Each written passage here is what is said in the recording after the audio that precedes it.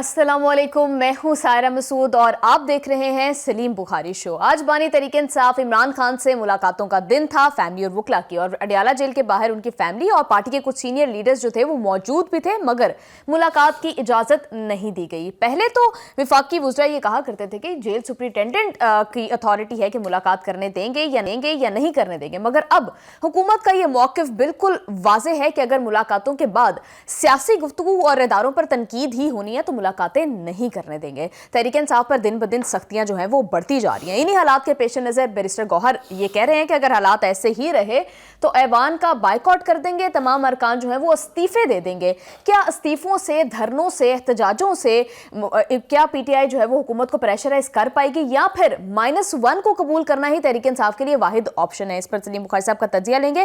In the second segment of this programme ہم بات کریں گے ایمنسٹی انٹرنیشنل کی ایک report, national corruption survey, perception survey کے حوالے سے ایک رپورٹ جو ہے وہ شائع کی گئی ہے، اور اس میں یہ بات جو ہے وہ اس کا اعتراف کیا گیا ہے کہ پاکستان میں کرپشن کے تاثر میں واضح کمی جو ہے وہ دیکھی گئی ہے، اور اس کے ساتھ ہی میجورٹی آف پیپل تھنک کہ پاکستان کی معیشت جو ہے وہ بہتری کی جانب گامزن ہے۔ آئی ایم ایف نے بھی پاکستان کے لیے $1.3 ارب کی جو قسط ہے اس کی منظوری دے دی، اور اس کے ساتھ ہی ایس سی سی کا بھی یہ دعویٰ ہے کہ پاکستان میں فارن ڈائریکٹ انویسٹمنٹ میں اضافہ ہوا ہے، اور اس کا کریڈٹ جو ہے وہ SIFC کی بہتر حکمت عملی کو جاتا ہے۔ یہ دعوے گراؤنڈ ریالٹی سے کتنی مطابقت رکھتے ہیں اس پر سلیم بخاری صاحب کے ساتھ ڈسکشن کریں گے۔ لاسٹلی غزہ کے حوالے سے کچھ اہم ڈیولپمنٹس اور ان پر بخاری صاحب کا انالیسس آپ کے سامنے رکھیں گے۔ ڈیٹیل ڈسکشن کے لیے بڑھتے ہیں سلیم بخاری صاحب کی جانب۔ السلام علیکم۔ جی وعلیکم السلام، آپ کیسی ہیں سارا؟ ٹھیک ہیں آپ؟ میں بالکل ٹھیک ٹھاک ہوں بخاری صاحب۔ بخاری صاحب آج بانی سے ملاقات کا دن تھا، لیکن فیملی نے دھرنا بھی دیا، ان کی بہنوں نے، اور وکلا بھی موجود تھے، لیکن ملاقات کی اجازت نہیں دی گئی۔ آلدو بیرسٹر گوہر صاحب تو یہ کہہ رہے ہیں کہ اگر ان کو ملاقات کرنے دی جائے تو حالات میں کچھ بہتری آئے گی، وہ بانی کو کچھ سمجھانے کی کوشش کریں گے۔ دیکھیے، اس حوالے سے بہت ساری باتیں کی جا سکتی ہیں۔ ایک تو یہ کہ اگر ملاقاتوں کی آپ تعداد نکالیں جب سے بانی جیل میں ہے تو آپ کو پتہ چلے گا کہ ایسا کچھ نہیں ہے کہ کوئی پابندی تھی اس کے اوپر کہ کسی کو ملنے ہی نہیں دینا ہے۔ سینکڑوں نہیں، ہزاروں کی تعداد میں ملاقاتیں ہوئی ہیں، لیکن یہ نہیں ہو سکتا کہ آپ میرے بارے میں نیگیٹیوٹی جو ہے وہ عروج پر لے جائیں اور مجھ سے توقع رکھیں کہ میں آپ کے بارے میں مثبت رہوں۔ یہ ہوتا نہیں ہے کہیں، یہ 1 to 1 لیول پر نہیں ہوتا، تو حکومت اور پارٹی لیول کے اوپر تو یہ بالکل اس کی گنجائش ہی نہیں ہے۔ ہوا کیا ہے، ملاقاتیں ہوتی تھی، اس کے بعد وہاں جو کھاڑا لگتا تھا باہر اڈیالہ جیل کے، وہ آپ نے اور میں نے دیکھا ہوا ہے، رپورٹ کیا ہوا ہے، اس کے اوپر گفتگو کی ہوئی ہے۔ یہ جیل مینول کے مطابق نہیں ہے، یہ آئین کے مطابق نہیں ہے۔ ملاقاتیں اس لیے نہیں ہوتی ہیں کہ آپ آگے باہر سیاست جو ہے اس کے اوپر کھیل لیں۔ یہ بات باور کرانے کی کوشش بہت دفعہ پہلے کی گئی ہے، لیکن کسی نے نہیں سنی ہے۔ ٹھیک ہے جی، چلیے اب جو صورتحال ہے وہ یہ کہ جب اب مجھے آپ سے کچھ توقعات ہوں یا مجھے آپ سے کسی رعایت کی توقع ہو تو میں کم از کم آپ کو ٹیز نہیں کروں گا، لیکن یہاں یہ ہو رہا ہے کہ وہ اپنی پالیسیوں پر گامزن بھی ہیں اور توقع رکھ رہے ہیں کہ حکومت جو ہے وہ جھک جائے گی اور ان کی بات مانیں گی۔ عام حالات میں یہ ہوتا تھا، پاکستان کی پولیٹکس کی طرف اگر آپ پلٹ کے دیکھیں تو یہ کہ 3 فریق ہوتے تھے، ایک اپوزیشن، ایک حکومتی پارٹی اور ایک اسٹیبلشمنٹ، جس کو ہم بہت سے ناموں سے جانتے ہیں۔ کوئی اس کو اشرافیہ کہتا ہے، کوئی اس کو اسٹیبلشمنٹ کہتا ہے، کوئی جو کروڈ لوگ ہیں وہ کہتے ہیں فوجی قیادت۔ تو یہ 3 پلرز ہوتے تھے پاکستان میں سیاست کے۔ اب یہ انفارچونیٹلی 2 رہ گئے ہیں، کیونکہ حکومت اور اشرافیہ یا فوجی قیادت یا جو مرضی نام یا اسٹیبلشمنٹ کہہ لیں ان کو، وہ ایک پیج پر ہیں۔ یہ منترا ہم نے سنی تو خان صاحب کے دور میں ہی تھی، اگر آپ کو یاد ہو، اور وہی کہتے بھی تھے اس کو، لیکن اس کی عملی شکل ہم اب دیکھ رہے ہیں۔ لیکن بخاری صاحب، جمہوریت بغیر اپوزیشن کے تو اچھی نہیں چل سکتی۔ دیکھیے، اپوزیشن ہونا بہت ضروری ہے، کیونکہ آج کی اپوزیشن کل کی حکمران جماعت ہے، یہی اسی کا نام جمہوریت ہے۔ لیکن اس کے نارمز تو ہیں نا، اس کی حدود تو طے ہیں کہ نہیں ہیں، ٹھیک ہے؟ کیونکہ آپ ایک سانس میں ڈویلٹی نہیں رکھ سکتے۔ جب آپ خود اقتدار میں آئے تھے تو اس فوج سے بہتر کوئی نہیں تھی، اتنی بہتر تھی، اتنا لاڈ ٹپکا تھا کہ آپ نے ابا بنا دیا جمہوریت کا ایک جنرل کو۔ Is that right؟ یس۔ پھر آپ نے ایک مشیر خاص کے ذریعے، جو آج اس کی قیمت ادا کر رہا ہے، جس کا نام جنرل فیض حمید ہے، وہ اس کے ساتھ مل کے جو کچھ کیا، یہ سب ریکارڈ کی باتیں ہیں۔ کل تک یہ فوج ٹھیک تھی، جو ہی آپ اقتدار سے باہر ہوئے، جس کے لیے جنرل باجوہ نے وارن کیا تھا ان کو کہ یہ عدم اعتماد آ جائے گی، اس سے بہتر ہے کہ آپ استعفیٰ دے کے نئے الیکشن کال کر دیں۔ That would have been an excellent option to do، کیونکہ پاپولیرٹی کا گراف جو اس وقت خان صاحب کا تھا، آنکھیں بند کر کے وہ گلے کے گلے میں ٹکٹ ڈال دیتے، وہ بھی الیکٹ ہو جاتا۔ یہ صورتحال تھی، میں ایگزیجریٹ بالکل نہیں کر رہا ہوں, ان کی پاپولیرٹی کا گراف اتنا ہائی تھا. لیکن بالکل بخار صاحب, اس تصویر کا ایک اور رخ بھی ہے. کچھ لوگ یہ بھی خیال کرتے ہیں کہ اگر خان صاحب کو 5 سال پورے کرنے دیے جاتے تو ان کی گورننس جو تھی وہ ایسی تھی کہ پاکستان میں جو اتنی ایسی تھی نہیں, اتنی بری تھی کہ آلریڈی لوگ اگلے دور میں ووٹ ہی نہ دیتے اور وہ جو ایک ہیرو بن گئے ہیں وہ نہ بنتے. یہ ایبسلیوٹلی آپ نے ٹھیک کہا, لیکن ایک طرف سے اگر بخار اتنا چڑھا دیا جائے کہ وہ پارے کی گنتی میں ہی نہ آئے تو پھر اس کا کوئی نہ کوئی, کہتے ہیں نا کہ ڈاکٹر اگر ہو 105 سے بخار اوپر اٹھ جائے تو پانی کے ٹب میں پھینک دیتے ہیں وہ مریض کو, چاہے وہ بچہ ہو چاہے کوئی بھی ہو. Anyway, having said that, ابتدا اچھی نہیں ہوئی. پہلے وہ دوست تھے, پھر وہ دشمن بن گئے, پھر وہ غدار بن گئے, پھر وہ میر جعفر میر صادق ہو گئے.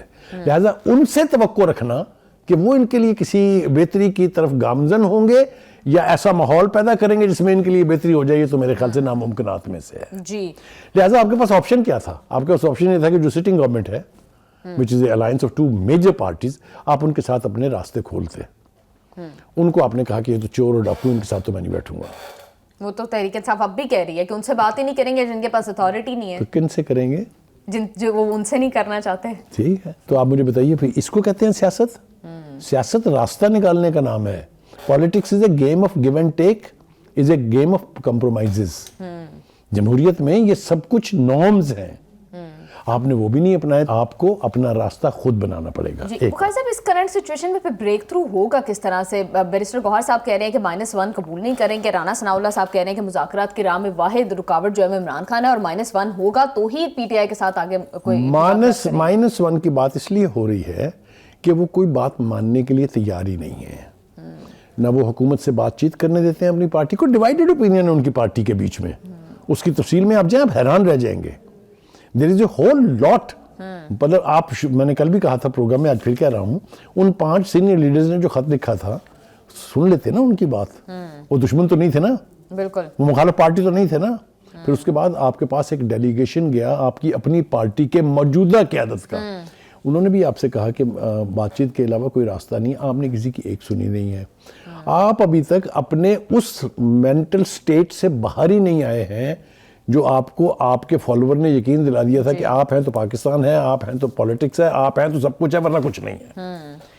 اس مائنڈ سیٹ سے آپ کوئی راستہ نہیں نکال سکتے, آپ کیپیبل ہی نہیں رہتے راستہ نکالنے کے. یہی صورتحال ان کے ساتھ ہے. آپ دیکھیں, میں آپ کو اس کی مثالیں دیتا ہوں.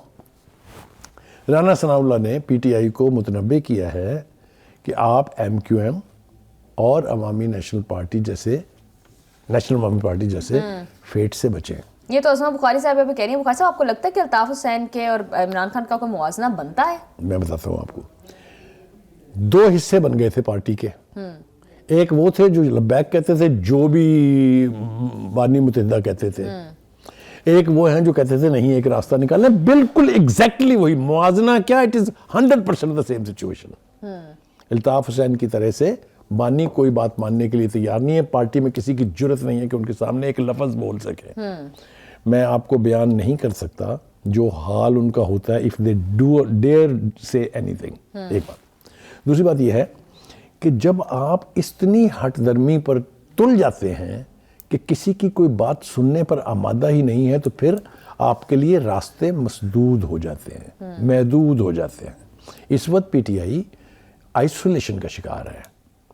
پی ٹی آئی کے ساتھ دوسری جو جماعتیں دو ایک جڑی ہوئی ہیں جن میں چغزئی کی پارٹی ہے یا وہ ایک اور پارٹی ہے, ابھی مولانا تو ان کے ساتھ نہیں جڑے ہیں, اور مجھے نہیں لگتا کہ مولانا in all his sanity will ever try to have an alliance with PTI because یہ مولانا بار بار کہہ چکے ہیں کہ بانی is not reliable. He doesn't stand on his word. یہ سنا ہوا ہے نا. بالکل, وہ تو مولانا صاحب بھی یہی کرتے ہیں. اب آپ کو میں اس کی مثالیں دیتا ہوں. آپ ایک پارلیمانی کمیٹی کی تجویز دی گورنمنٹ نے کہ وہ بنا لیتے ہیں. آپ کو اعتراض ہے نا کہ ہم نے ان کو آئسولیشن میں رکھا ہوا, ان کے ساتھ بڑا برا سلوک ہو رہا ہے, ان کو فصولتے نہیں ہیں. آپ کے بندے بھی ڈال لیتے ہیں, بیچ میں انڈیپینڈنٹ بھی ڈال لیتے ہیں, وکلا بھی ڈال لیتے ہیں. اس کی کمیٹی کی سربراہی کریں گے رانا ثناء اللہ صاحب. جی آپ مجھے بتائیے اس میں کیا خرابی تھی؟ تو پی ٹی آئی وہاں نہیں, پارلیمانی پارٹی وہاں مان کے آئی, اور جو ہی وہ باہر آئے ہیں آدھی پارٹی کہہ رہی ہے کہ جی ہمیں تو پتہ نہیں ہے کب ہوا یہ فیصلہ. جی وہ تو obviously یہ ہوتا ہے لاوارثگی کا عالم. جی بخار صاحب بالکل ٹھیک کہہ رہے ہیں. پروگرام میں واپس آئیں گے ایک شارٹ بریک کے بعد. اسٹے ود اس.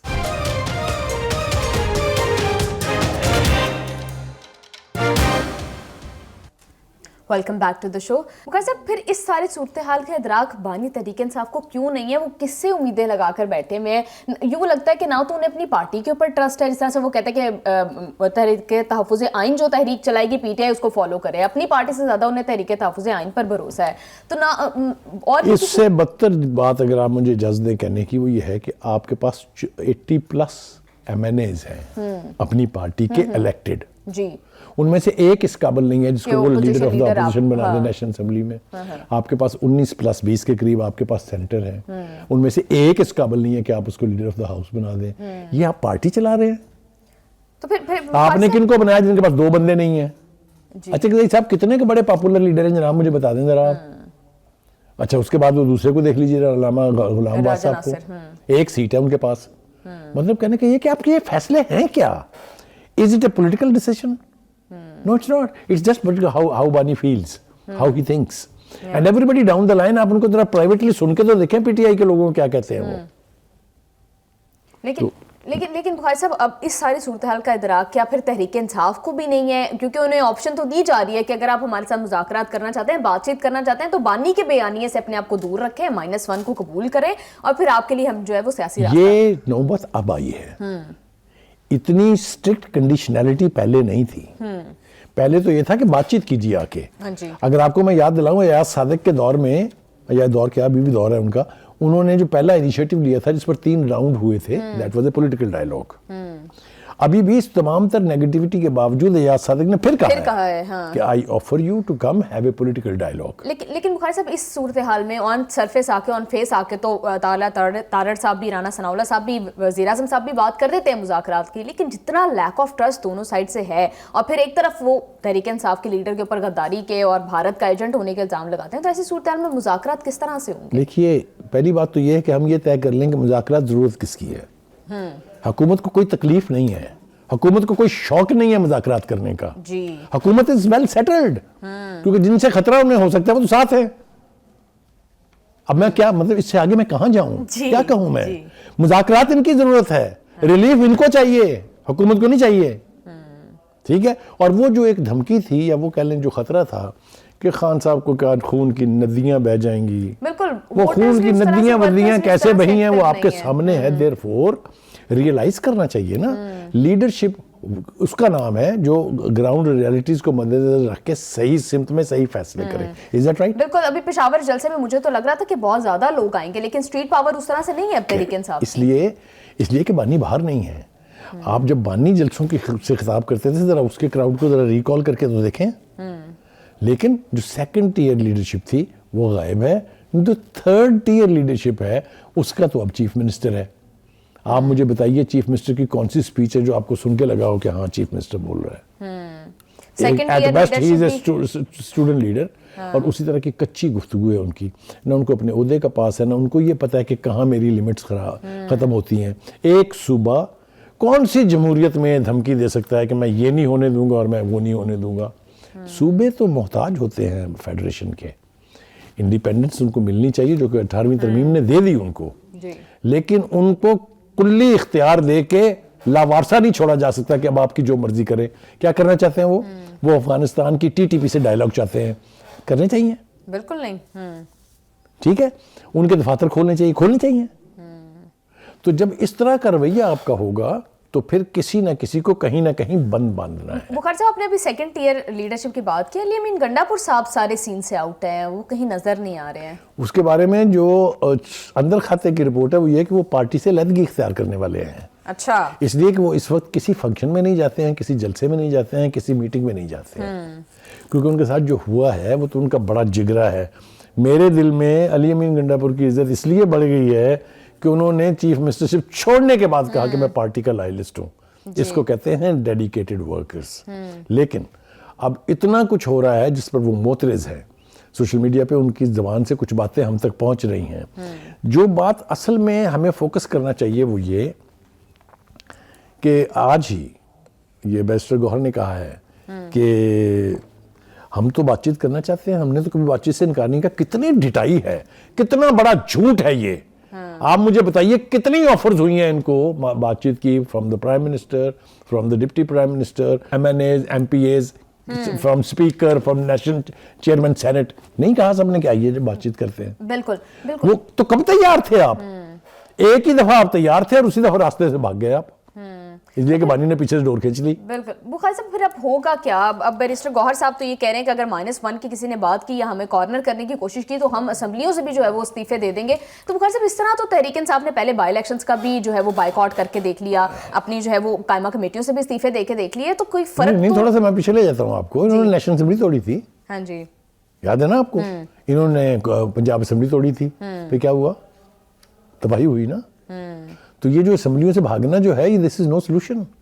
आप नहीं होंगे तो बाई इलेक्शंस हो जाएंगे, यही हुआ ना पहले भी। बिल्कुल। तो उससे तो बुखारी साहब हुकूमत को और ज्यादा तकवीयत मिलेगी, और ज्यादा अक्सरियत हो जाएगी, तो how does that suit PTI? असल में जो उनकी मजबूरी है वो हमें समझ में आती है। वो नहीं चाहते कि केपीके में गवर्नेंस हो, वो नहीं चाहते कि केपीके में ऑपरेशन हो, वो नहीं चाहते कि वहां से दहशत गर्दों का खात्मा हो। इसीलिए वो चाहे अली अमीन गंडापुर हो, चाहे अब ये सोहेल अफरीदी हो, सब यही कह रहे हैं ऑपरेशन नहीं करने। भाई आप हो हैं कौन है आप ये कहने वाले कि नहीं होने देंगे? और ये जो डरा रहे हैं ना कि करके देखें, गवर्नर राज लगा के देखें, वो पहले जो कुछ हुआ है आपने क्या कर लिया जो अब आप करेंगे? वो कुंडली साहब कह रहे हैं ना, वो कह रहे हैं ना कि जनाब गवर्नर राज जो है ये कोई गैर आईनी इकदाम नहीं है, आईने में इसकी प्रोविजन मौजूद है जी। और जब लगाना होगा तो लग जाएगा। तारल भी यही कह रहे हैं। हाँ जी। बुखारी साहब आपको लग रहा है कि वाकई गवर्नर आज की एक दफ़ा बात तो काफ़ी ज़ोर और शोर से चली थी, फिर कुछ थम गई और अब फिर से एक दफ़ा फिर इस बारे में बात हो रही है, तो आपको देखिए गुजारिश ये है कि गवर्नर रूल्स के बारे में अगर आप कॉन्स्टिट्यूशनल प्रोविजंस पढ़ें, जब एक सूबे में गवर्नेंस ना हो रही हो, जो कि नहीं हो रही वहाँ, बुखारी साहब गवर्नेंस तो बलूचिस्तान में भी नहीं है, ठीक है, लेकिन वहाँ पर कोई ये कह रहा है इकाई से कि खबरदार इस तरफ का रुख किया ऐसी तैसी कर देंगे ਤੁਹਾਡੀ, नहीं कह रहे ना। चीफ मिनिस्टर क्या कह रहा है वहाँ का? आप रवैये देखें ना। बिल्कुल। रुपये ये हैं कि वो ये कह रहा है कि नहीं हम इसको ठीक करेंगे, हमारे यहाँ जो दहशतगर्दी हो रही है इसके बावजूद हम इसको, और बलूचिस्तान में सूरत हाल पहले के मुकाबले में बेहतर हुई है। पहली दफ़ा आवाम तक बेनिफिट पहुँच रहे हैं जमहूरियत के, ये वहाँ जाके देखने की बात है। ठीक है जी। अच्छा जी, जब आपके रवैये ये होंगे कि आप ऑन द फाइटिंग एंड पहुँचे हुए हैं इकाई के साथ, आप कोई पॉसिबल गाली ऐसी नहीं है जो नहीं दे रहे हैं फौज को, ठीक है, और फिर तवक्को रखें कि आपसे कोई आके बात करेगा, पता नहीं इन विच वर्ल्ड डू यू लिव। तो फिर बुखारी साहब फैसल करीम कुंडी साहब तो ऐसी बातें नहीं कर रहे, वो तो सपोर्ट कर रहे हैं ऑपरेशंस को भी, फौज के ऑपरेशंस को वो बिल्कुल जायज समझते हैं, तो फिर उनके थ्रू ही गवर्नर राज लगना चाहिए टेक्निकली। देखिए ये तो उस वक्त के जो तकाजे होंगे उसके मुताबिक फैसला होगा, कोई बैद नहीं है कि उनके होते लग जाए, लेकिन जैसे मैंने पहले कहा कि जो 3 सियासी नाम थे उनके साथ साथ 3 फौजी नाम भी थे जी। ठीक है। जब इस तरह के रवैये होंगे लोग के, जब पावर दैट बी को डराया जाएगा कि आके देखो तुम्हारी ऐसी तैसी कर देंगे, फिर कौन आएगा? ये मेरे ख्याल से इसके लिए कोई ज़्यादा गेस करने की जरूरत नहीं है, बट अभी आप जा नहीं सकते जी।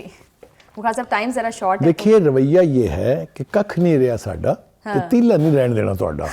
ये एक पंजाबी फिल्म थी 94, उसका डायलॉग है जी, जो बड़ा पॉपुलर डायलॉग है। इसी रवैये के ऊपर अगर आप चलेंगे तो कुछ होने वाला नहीं है। एक बात और मुझे इजाज़त दीजिए, ये कितना शोर था कि जी बानी की सेहत नहीं ठीक, बानी को जहर दे दिया जी, बानी तो जी खुदा ना खास्ता वो तो गुजर गए, यह सब याद है आपको। अब हुकूमत ने कहा कि अच्छा जी ये डॉक्टरों का एक सीनियर डॉक्टर्स का पैनल है, ये जाके उनका मुआयना कराता है ताकि उनकी सेहत के बारे में अगर कोई वहाम है तो वो कर। वो अभी उन्होंने रिपोर्ट नहीं दी है, सलमान अकरम राजा साहब जो लेटरल एंट्रेंट है पार्टी में, वो ये फरमा रहे हैं हम तो नहीं मानते जी इन रिपोर्टों को। तो इसका मतलब ये है कि अब डॉक्टर्स भी घर से बुलाए जाएं बानी के, मतलब है पहले भी आप देख सके ये तजर्बा हो चुका कि उन्होंने कहा मैं अपने डॉक्टर फलां से मुआयना कराना चाहता हूँ, उसने भी कर लिया, उसने भी आके कहा कि नहीं उनकी सेहत बिल्कुल ठीक है। कहने का मतलब ये है कि अगर आप सोल्यूशन की तरफ नहीं जा रहे हैं, अगर आप इदराक करना नहीं चाहते हैं कि आपकी कितनी तबाही हो गई है उस पॉपुलैरिटी की भी, उस मकबूलियत और कबूलियत दोनों की, तो फिर आपकी मर्जी है, जैसे आप चाहते हैं कर लें। बिल्कुल बुखारी साहब आप ठीक कह रहे हैं। प्रोग्राम में वापस आएंगे एक शॉर्ट ब्रेक के बाद, स्टे विद अस।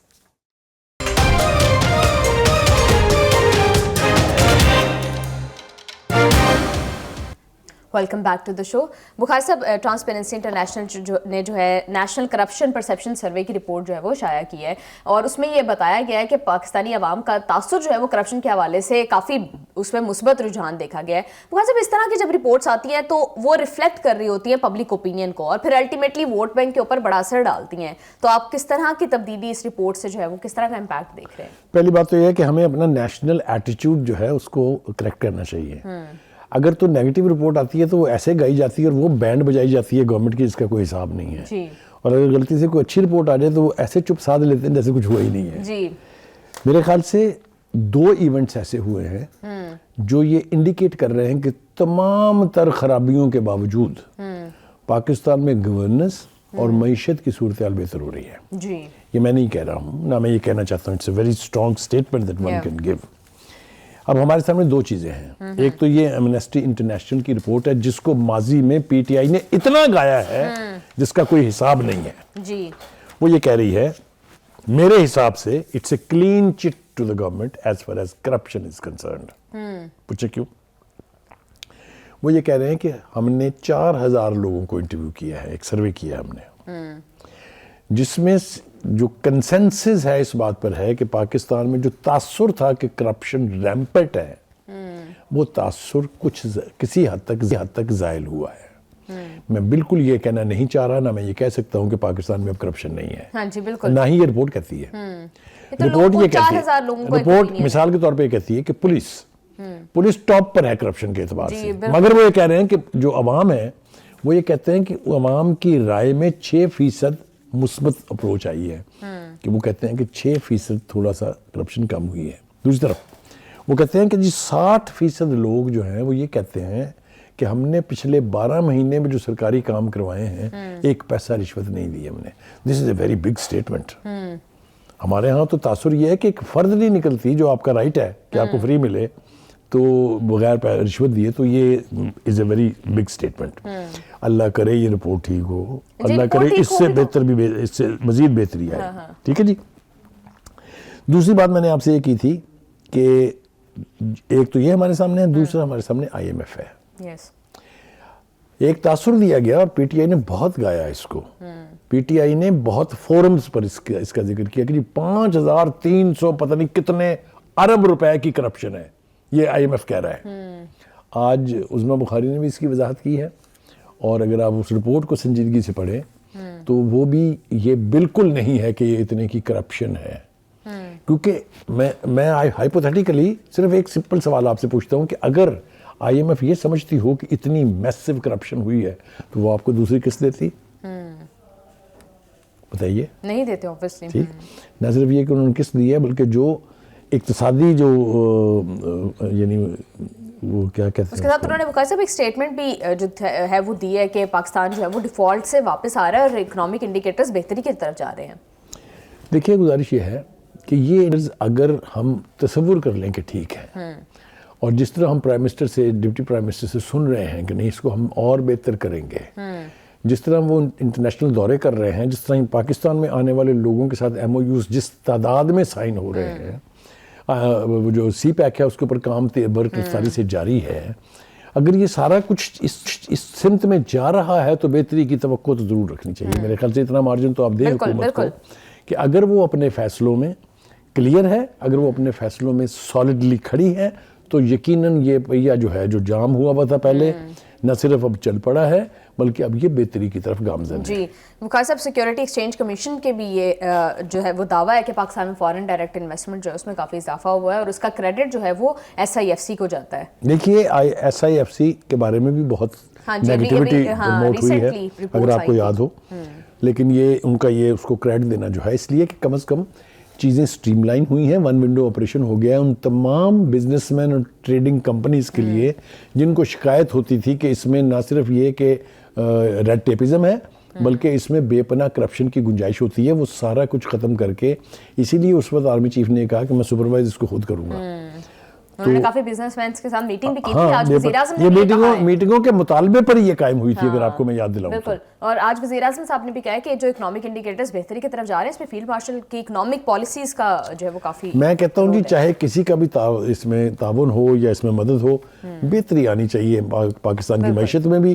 پاکستان کی معیشت بہتر اس وقت ہوگی جب گراس روٹ لیول مجھے اور آپ کو اس کا فائدہ پہنچے گا, یہ ہمارے جو کیمرہ مین ہیں ان کو فائدہ پہنچے گا, یہ جو اوپر ہمارے پینل پر بیٹھے ہیں, جب وہ فیل کریں گے کہ بہتری آ رہی ہے, چیزوں کی قیمتیں کم ہوں گی, فیسلٹیز زیادہ ہوں گی, دیٹ مینز اکانومی صحیح سمت میں جا رہی ہے. بالکل بخار صاحب, یہ تو تھی ساری good side of the picture, لیکن ابھی بھی جو ہے وہ اس رپورٹ کے اکارڈنگ بھی پولیس, جوڈیشری ایسے ادارے ہیں جہاں پر بہت زیادہ میسو کرپشن, ہیلتھ کیئر بھی اس میں شامل ہے اس لسٹ میں, جن میں میسو کرپشن ابھی بھی انہی لوگوں کا اوپینین ہے کہ ایگزسٹ کرتی ہے, اور آپ اور میں جانتے ہیں کسی سے ڈھکی چھپی نہیں ہے. میں نے ابتدا میں یہی کہا سائرہ, آپ کو یاد ہوگا کہ یہ کہنا کہ Pakistan is corruption free is somebody's dream. تو بخار صاحب ان اداروں کو کس طرح ہمیشہ سے, I think this is a warning signal. یہ وارننگ سگنل ہے, ان کو آئیڈینٹیفائی کر دیا کہ یہ ایریاز ہیں جہاں پر بہت کرپشن ہے. اب this is the duty of the sitting governments, provincial بھی اور فیڈرل بھی. بالکل بخار صاحب, جب سے میں نے ہوش سنبھالی ہے میں نے تو یہی سنا ہے کہ پولیس میں کرپشن ہوتی ہے, اور ہم لوگ ریپیٹڈلی ایوری بڈی جس کا انٹریکشن ہوتا ہے وہ یہ جانتا ہے. تو بخار صاحب ان اداروں کے خلاف کس قسم کا ایکشن جو ہے وہ لیا جا سکتا ہے, ان کو کس طرح سے بہتر کیا جا سکتا ہے؟ دیکھیے, اگر آپ کی ٹاپ لیڈرشپ جو ہے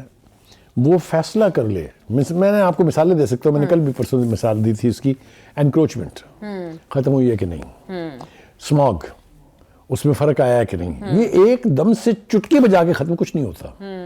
لیکن پچھلے سال کے دسمبر کو دیکھ لیجئے اور آج دسمبر کو دیکھ لیجئے ہم کہاں کھڑے ہیں. وہاں نومبر کے اینڈ میں موٹر ویز بند ہونی شروع ہو گئی تھی, اتنی فاگ تھی, اتنی ہی سماگ تھی. لیکن بخار صاحب یہاں پر بیوروکریٹک ہرڈلز ہیں بہت زیادہ. دیکھیے, انہی ہرڈلز کو ریموو کرنے کو تو کہتے ہیں کہ گورنمنٹ اگر ایفرٹ کرے اور صحیح سمت میں ایکشن لے, ان ہرڈلز کو ریموو کرے تو بہتری آ سکتی ہے. بالکل بالکل بخار صاحب آپ ٹھیک کہہ رہے ہیں. پروگرام میں آئیں گے ایک شارٹ بریک کے بعد. بریک سے واپس آ کر ہم غزہ کی سچویشن پر بات کریں گے, ہمارے ساتھ رہیے گا.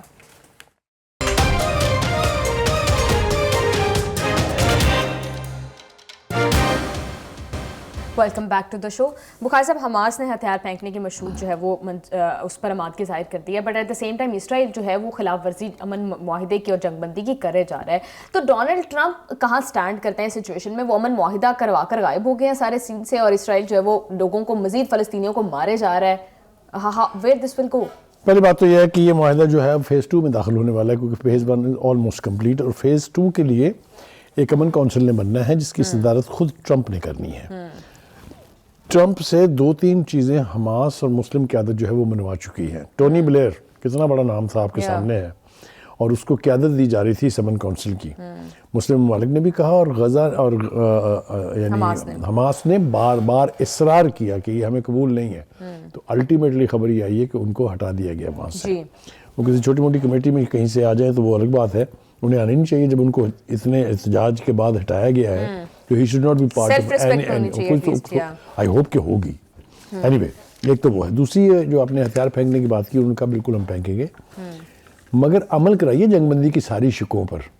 جنگ بندی کی شک میں یہ موجود ہے کہ غزہ سے پورا انخلا ہوگا اسرائیلی فوجوں کا, تب ہم ہتھیار پھینکیں گے, اور ہتھیار بھی کسی اور کے آگے نہیں پھینکیں گے. فلسطینین اتھارٹی جو ہے اس کو سپرد کریں گے جب اسرائیل غزہ سے نکل جائے گا. نہ نومن تیل ہوگا, نہ رادہ ناچے گی. یہ مجھے جلد ہوتا دکھائی نہیں دے رہا, اس لیے کہ اسرائیل جو ہے یلو لائن کو اب سرحد بنا کے بیٹھا ہوا ہے. یہ تو جی ہماری سرحد ہے. اور تو معاہدے کے اکارڈنگ انہوں نے یلو لائن سے پیچھے اپنی فورسز کا انخلا کرنا تھا. خالد صاحب بالکل یہی میرا پوائنٹ ہے کہ کیا اب مسلم ممالک ڈونلڈ ٹرمپ پر کوئی پریشر ڈالیں گے کہ غزہ میں ساری صورتحال امن کے لیے تھوڑا جلدی اسپیڈ اپ کرے سارے پروسیس؟ دیکھیے, اگر یہ امن کونسل بن جاتی ہے تو یقینی طور پہ اس وقت مسلم ممالک کا پریشر ٹرمپ پر بھی ہے اور پوری غزہ کی صورتحال پر بھی ہے. گوترس جو ہیں انہوں نے پھر ایک دفعہ بہت بڑی بات کی ہے, اور انہوں نے کہا ہے کہ اسرائیل جو ہے وہ اب بھی جنگی جرائم جو ہے کمٹ کرنے کا قصوروار ہے, اور جنگی جرائم کمٹ کر رہا ہے. اس کا مطلب یہ ہے کہ وہ جو حماس کا موقف ہے, وہ جو کچھ مسلمان ممالک کا موقف ہے, وہ بالکل ٹھیک ہے کہ اسرائیل کی فلسطینی دشمنی میں کوئی کمی نہیں آئی ہے. جنگ بندی ہو گئی ہے لیکن یہ نام کی ہے, یہ جنگ بندی نہیں ہے. اس کی جتنی وائلیشن اس نے کی ہیں اس میں 600 کے قریب فلسطینی شہید ہو چکے ہیں. جنگ بندی کے بعد یہ جو اتنا بڑا کرائم ہے, اس کے اوپر کوئی قدغن کہیں نہ کہیں تو لگنا چاہیے نا. بالکل. بخار صاحب, امن منصوبے کو جب UN سے اپروو کروا لیا گیا, اس کے بعد گوترس کی یہ ساری باتیں کتنی زیادہ سگنیفیکنٹ ہیں؟ دیکھیے, گوترس ہمیشہ سے ایک موقف اختیار کیے ہوئے تھے.